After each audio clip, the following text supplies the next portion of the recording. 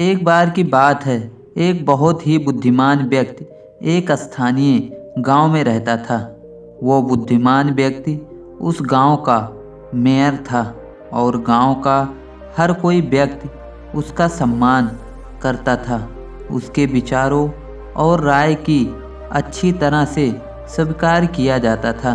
कई लोग सलाह लेने के लिए उसके पास आते थे, लेकिन उसका बेटा हालांकि बहुत आलसी था। सोने और अपने दोस्तों के साथ समय बिताने में अपना समय बर्बाद करता था। किसी की भी सलाह या दखमी का उसके ऊपर कोई भी असर नहीं पड़ता था। वो बिल्कुल भी नहीं बदला और साल बीतते गए और समय के साथ साथ उस बुद्धिमान व्यक्ति की जवानी भी खत्म होती जा रही थी। जैसे जैसे वो बूढ़ा होता चला गया, वो अपने बेटे के भविष्य के बारे में सोचकर चिंतित होने लगा। फिर उसे याद आया कि उसे अपने बेटे को कुछ देना होगा ताकि भविष्य में वो अपने परिवार का ध्यान रख सके। उसके बाद बुद्धिमान व्यक्ति ने एक दिन अपने बेटे को बुलाया और कहा कि मैं चाहता हूँ कि तुम जिम्मेदारियाँ सीखो और इस जीवन को समझो, और मैं चाहता हूँ कि तुम अपने जीवन के रियल प्रोसेस को ढूंढो, और जब तुम उसे ढूंढ लोगे तो उसे तुम हमेशा याद रखो। तब तुम सदैव खुशी और आनंद से भरा जीवन जी सकोगे। फिर उसके बाद उसने अपने बेटे को एक बैग सौंपा और जब बेटे ने उस बैग को खोला तो उसमें 4 जोड़ी कपड़े हर सीजन के लिए और कुछ खाने के लिए चीज़ें और थोड़े बहुत पैसे थे, और उसके साथ एक नक्शा भी था जिसे देखकर वो हैरान हो गया। फिर उसके पिता ने उसे कहा कि मैं चाहता हूँ कि तुम एक खजाना ढूंढो, और मैंने उस जगह का एक नक्शा भी तैयार किया हुआ है जहाँ खजाना छिपा हुआ है। तुम्हें उसे ढूंढकर मुझे लाकर देना होगा।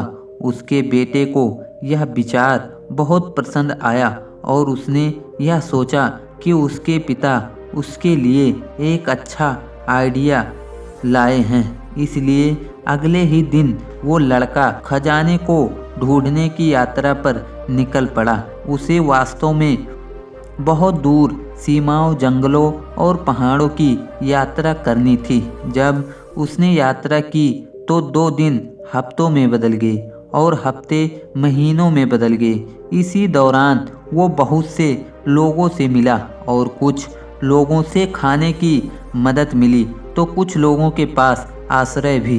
वो उन लुटेरों से भी मिला जिन्होंने उसे लूटने की कोशिश भी किया, और जो लोग उसे धोखा देने का प्रयास करते थे। उसे समाज का सबसे अच्छा और बुरा अनुभव हुआ। धीरे धीरे मौसम बदल गया और जब मौसम खराब हुआ तो वह उस दिन रुक गया और मौसम साफ होने पर अपनी यात्रा को फिर से शुरू की। आखिरकार 12 महीनों की यात्रा करने के बाद वो अपने उस लक्ष्य पर पहुंच गया, और वो एक पहाड़ की चोटी थी। नक्शे में यह दिखाया गया था कि खजाना एक सुनहरे रंग के पेड़ के नीचे रखा गया है, और जब उसे वो पेड़ दिख गया तो उसने उस पेड़ के नीचे खोदना शुरू किया। लेकिन 2 दिन खोदने के बाद भी उसे वहाँ पर कुछ भी नहीं मिला। तीसरे दिन वो इतना थक गया कि उसने निराश होकर उस जगह को छोड़ने का फैसला कर लिया और अपने घर वापस लौट आने का मन बना लिया। जब वो वापस अपने घर जा रहा था तब रास्ते में उसने उसी बदलती लैंडस्केप और सीजन का अनुभव किया, और इस बार हालांकि वो खिलने वाली फूल और पेड़ में नाचने वाली पक्षियों का आनंद लेने के लिए रुक गया। उसके साथ ही उसने केवल सूर्यास्त देखने के लिए अलग अलग स्थानों पर रुक भी गया। उसे पहाड़ की चोटी पर पहुंचने के लिए 12 महीने का समय लगा और फिर से घर लौटने में भी 12 महीने का समय लगा। जो भोजन उसने अपने साथ रखा हुआ था वो केवल कुछ ही महीनों तक चला। अब उसे अपने खाने पीने और रहने की व्यवस्था करना सीखना था और उसके साथ ही उसे जंगली जानवर से खुद की रक्षा करना भी सीखना था और उसने यह सीख भी लिया। घर लौटते वक्त वो उन लोगों से मिला जिन्हें उससे पहले मदद की हुई थी और अंत में वो लड़का अब अपने घर पहुंचा।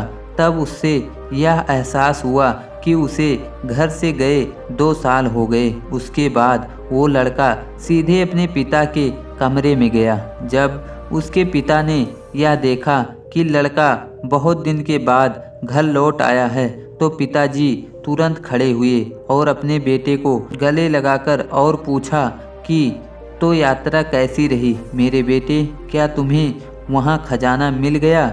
यात्रा तो बहुत परेशानी पूर्वक रही, लेकिन मुझे माफ़ कीजिएगा, मैं खजाना नहीं ढूंढ पाया क्योंकि किसी ने मेरे वहाँ पर पहुँचने से पहले ही खजाने को निकाल लिया। यह सुनकर पिता को आश्चर्य हुआ, पर वो बेटे पर क्रोधित नहीं हुआ। फिर उस बेटे ने अपने पिता से क्षमा मांगी कि मैं खजाना लाने में असफल रहा। फिर पिता ने मुस्कुराकर कहा कि वहाँ पर ऐसा कोई खजाना नहीं था। यह सुनकर बेटा क्रोधित तो नहीं हुआ, लेकिन बहुत हैरान था। बेटे ने कहा कि तो फिर आपने मुझे उसे ढूंढने के लिए क्यों भेजा? पिता ने फिर कहा कि मैं तुम्हें निश्चित रूप से बताऊंगा कि मैं तुम्हें वहाँ पर क्यों भेजा, लेकिन उससे पहले तुम मुझसे यह बताओ कि उस स्थान पर तुम्हारी यात्रा कैसी रही और क्या तुमने उसका आनंद लिया? फिर बेटे ने कहा कि निश्चित रूप से नहीं पिताजी, क्योंकि मेरे पास समय नहीं था और मैं चिंतित था कि कोई और व्यक्ति मुझसे पहले उस खजाने को निकाल कर ले न जाए, इसलिए मैं उस पहाड़ की चोटी पर पहुंचने की जल्दी में था। लेकिन मैंने घर वापसी की समय में यात्रा का आनंद लिया। मैंने कई दोस्त बनाए और हर दिन चमत्कार देखा। मैंने कई सारी विभिन्न स्किल और आर्ट ऑफ सर्वाइवल सीखी। इन सभी सीख ने मेरे खजाना न ढूंढ पाने के दर्द को भुला दिया। पिता यह सुनकर बहुत खुश हुआ और अपने बेटे से कहा कि बिल्कुल मेरे बेटे, मैं चाहता था कि तुम एक लक्ष्य के साथ अपना जीवन व्यतीत करो, लेकिन अगर तुम अपने लक्ष्य पर ज़्यादा ही फोकस्ड रहोगे तो तुम इस जीवन के रियल खजाने को खो दोगे। सच्चाई तो यह है कि जीवन का कोई लक्ष्य नहीं है, बल्कि जीवन यात्रा है और वो ये चाहती है कि तुम उसका अनुभव करो।